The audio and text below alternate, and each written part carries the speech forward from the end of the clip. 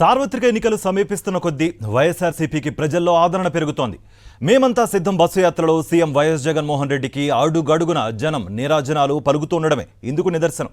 వైఎస్ఆర్సీపీ అమలు చేస్తున్న సంక్షేమాల అభివృద్ధి పథకాలే మళ్లీ అధికారంలోకి తీసుకొస్తాయని అంటున్నారు నంద్యాల ఎంపీ పోచా బ్రహ్మానందరెడ్డి. మళ్లీ సీఎం వైఎస్ జగన్మోహన్ రెడ్డి ముఖ్యమంత్రిగా బాధ్యతలు చేపట్టడం ఖాయం అంటున్న ఎంపీ పోచా బ్రహ్మానందరెడ్డితో మా ప్రతినిధి మధు ఫేస్ టు ఫేస్.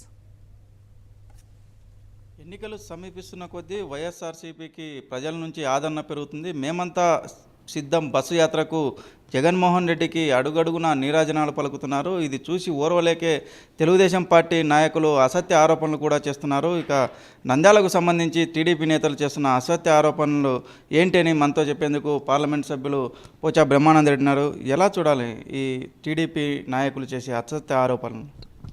ఇవన్నీ తెలిసిన విషయం. ఎందుకంటే మీరు గమనిస్తున్నారు, మొదటి నుంచి కూడా ఎప్పుడైతే మన జగన్మోహన్ రెడ్డి గారు సిద్ధం సభలు మొదలుపెట్టినప్పటి నుంచి ప్రజల యొక్క విశ్వాసాన్ని చూపుకొని విపరీతమైన ఒక పబ్లిక్ రావడము, అది ఒక తట్టుకోలేక వాళ్ళు ఇష్టం వచ్చినట్టు మాట్లాడడం అనేది జరుగుతుంది. కాబట్టి ఇవన్నీ అవసరం లేదు. ఎందుకంటే లాస్ట్ ఎలక్షన్స్ 19 ఎలక్షన్స్ కన్నా ఇప్పుడు కూడా ఇంకా, ఎందుకంటే జగన్మోహన్ రెడ్డి గారు యొక్క సంక్షేమ పథకాలు ఇవ్వడం కానీ అభివృద్ధి కానీ చూసి ప్రజలంతా ఆకట్టుకున్నారు. కాబట్టి డెఫినెట్ కూడా 19 కన్నా ఎక్కువ మంచి రిజల్ట్ వస్తాయి. దాన్ని ఏం భయపడాల్సిన పని లేదు. ఆటోమేటిక్గా ఇంత చేసే నాయకుడు, ఈ విధంగా చేసే నాయకుడు ఆంధ్రప్రదేశ్ కాదు ఇండియాలో కూడా ఎక్కడ లేడు. ఇలాంటి సంక్షేమ పథకాలు కానీ ఇలాంటి ఒక మేనిఫెస్టో 98% చేసే ఏకైక నాయకుడు మన ఇండియాలో అంటే జగన్మోహన్ రెడ్డి గారే. దానివల్ల ఏం ఇబ్బంది లేదు.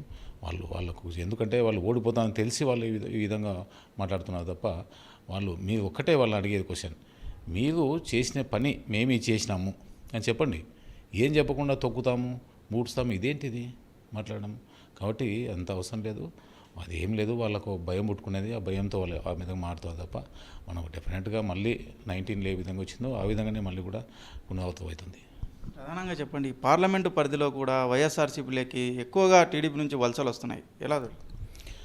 ప్రజలకు అందరికీ తెలుసు. ఆటోమేటిక్గా నిన్న ఈ మధ్య మన ఆళ్ళగడ్డ గోవిందపల్లి నుంచి కూడా పక్కా వాళ్ళు టీడీపీ వాళ్ళు వైసీపీలో జాయిన్ చేయడం కూడా జరిగింది.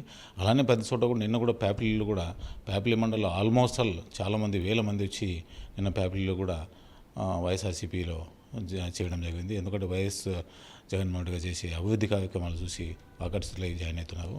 ప్రజల్లో ఓటు ఉంది, డెఫినెట్గా 100% ఓటేస్తారు.